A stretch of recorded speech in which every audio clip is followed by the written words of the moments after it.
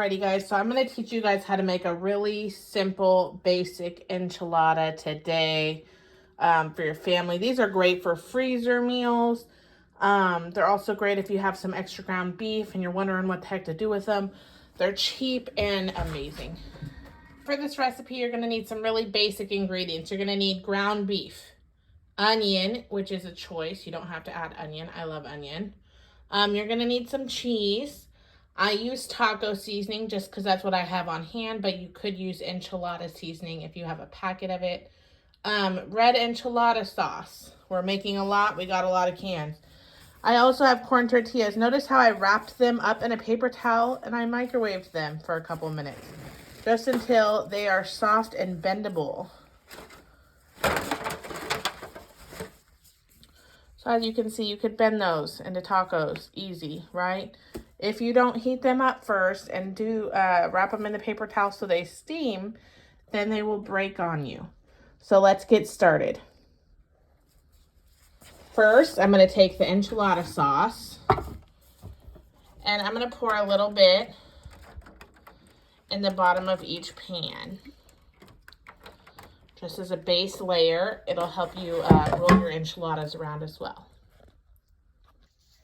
A tortilla. Set it down, boom. Take a little handful of meat. Not as much as you would think you would want. And roll it just like that. There is one enchilada down, 50,000 to go, okay? Enchiladas are an extremely easy thing to make, and they taste amazing. They're also super cost effective. You can add pretty much any vegetable that you have on hand to it to make it healthier. You could add any vegetable as a filler because meat is so expensive. You could do chopped celery. You could even do like little minced corn or minced carrots.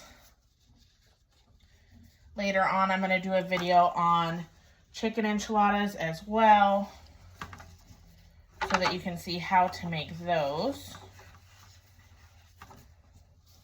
For me, for this quantity that I'm making, I use 6 pounds of ground beef, a half of a white onion, 2 family-sized cans of La Victoria red enchilada sauce, a half cup of taco seasoning, and I'm going to use about 3 cups of shredded cheese.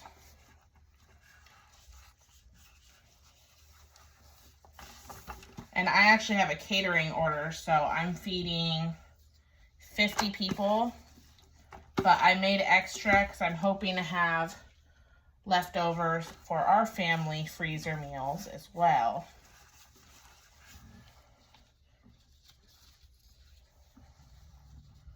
So today I will be making tamales, shredded chicken enchiladas, and ground beef enchiladas. The shredded chicken enchiladas I actually make a homemade white sauce for, though.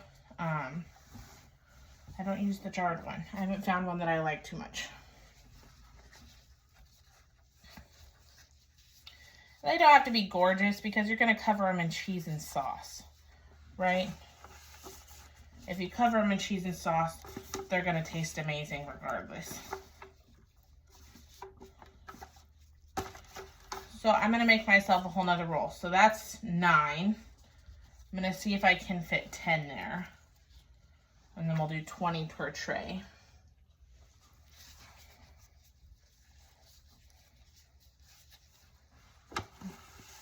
So just don't be too gentle with them. Make them work. See, that's 10.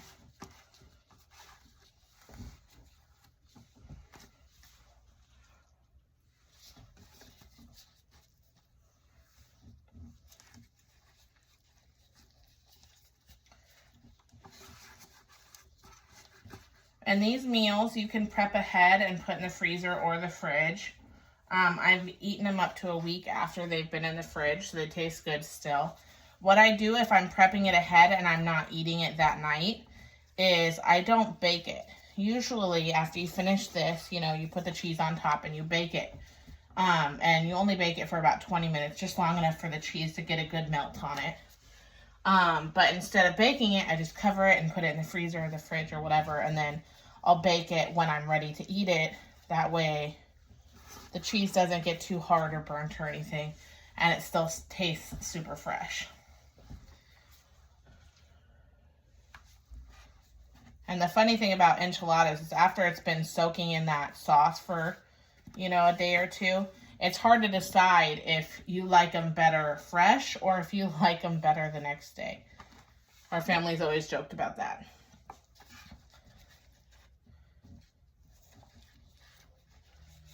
So we have not even made a dent in our ground beef either, which is awesome. And I don't mind having sprinkles of like ground beef or onion over the top either, just because it'll add to the flavor. So that's 6, so I need to fit 4 more there.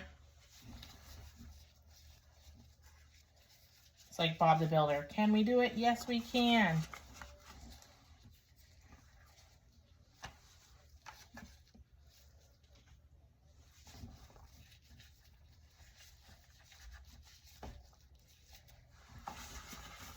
Three, 6, 7, 8. And they really do just fill right in there as you just scoot them down the row.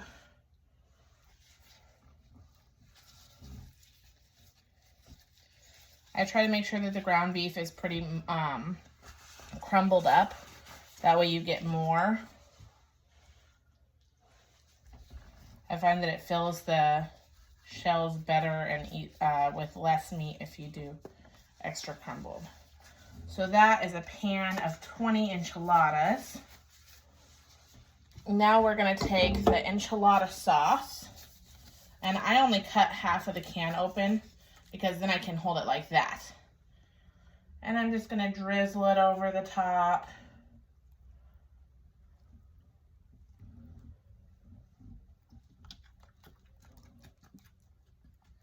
Until it's pretty much covered everything. And it'll spread out more when you're cooking it as well, so it doesn't have to be perfect.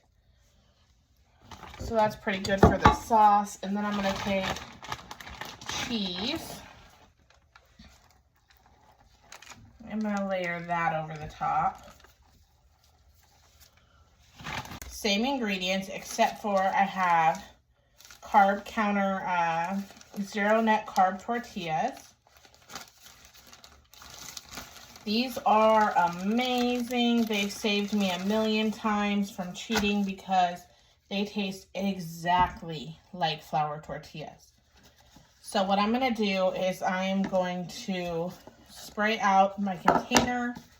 This is for lunches. Usually I like to use these for lunches in the freezer. And my husband and I, and usually my baby, will eat this for our lunches. So I put some meat on there, and I'm just going to roll it up just like I showed you with the other enchiladas. Same game, different name. This name is Keto. All right. Like I said, if you're strict keto, you don't have to add the onion. I get it.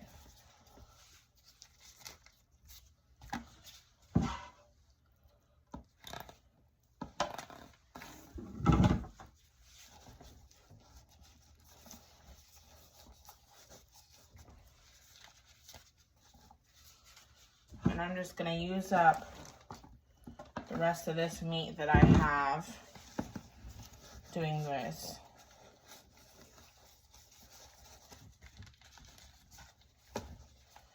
And you know what, to be honest, this might be lunch today, guys. Might not make it in the freezer. Because Mama is tired today. I gotta cook and cook. So that's 5.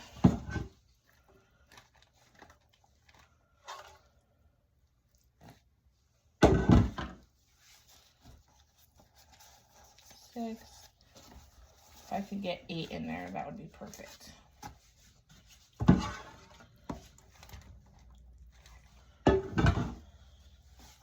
Might actually be able to get more than 8 at this rate because I still have some left. These low carb, no carb tortillas freeze really well also. I learned that when I cooked a ton of enchiladas for my husband's birthday. I'm just gonna start stacking them.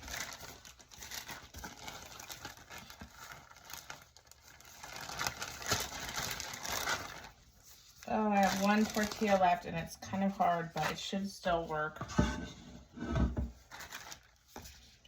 This one might be ugly, guys. Not gonna lie. It might break. Oh, nope, didn't break. Cool. So I just have a little bit of meat left, so I'm just gonna scoop that over the top.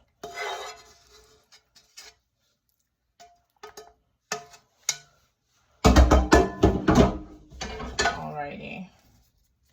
And then I'm gonna use some of this La Victoria sauce, which this does have 2 carbs for 1/4 of a cup. So you're gonna have no carbs from the meat, no carbs from the tortilla, tiny bit from the onion if you choose to have onion, and about 2 carbs per serving for the La Victoria sauce. That's if you had 1/4 of a cup. That's kind of a lot, guys, not gonna lie. You don't really need 1/4 of a cup of sauce. So you should be good. So we're gonna pour this over the top and it will slowly fall down and marinate into the enchiladas. I still have about a half can of that left. So what I'll do is I'll heat that up in a pan when we're ready to eat. And then people can add a little bit, like a spoonful, over their enchiladas if they would like. So you're gonna have about 2 carbs from everything else, and then however many carbs from the kind of cheese you choose. If you choose to have cheese, it doesn't make or break it with the cheese. Not gonna lie, the enchiladas have so much flavor already alone. So for that 6 pounds of ground beef, I got 9 enchiladas that are low carb, and I also got 40 regular enchiladas. So that was a great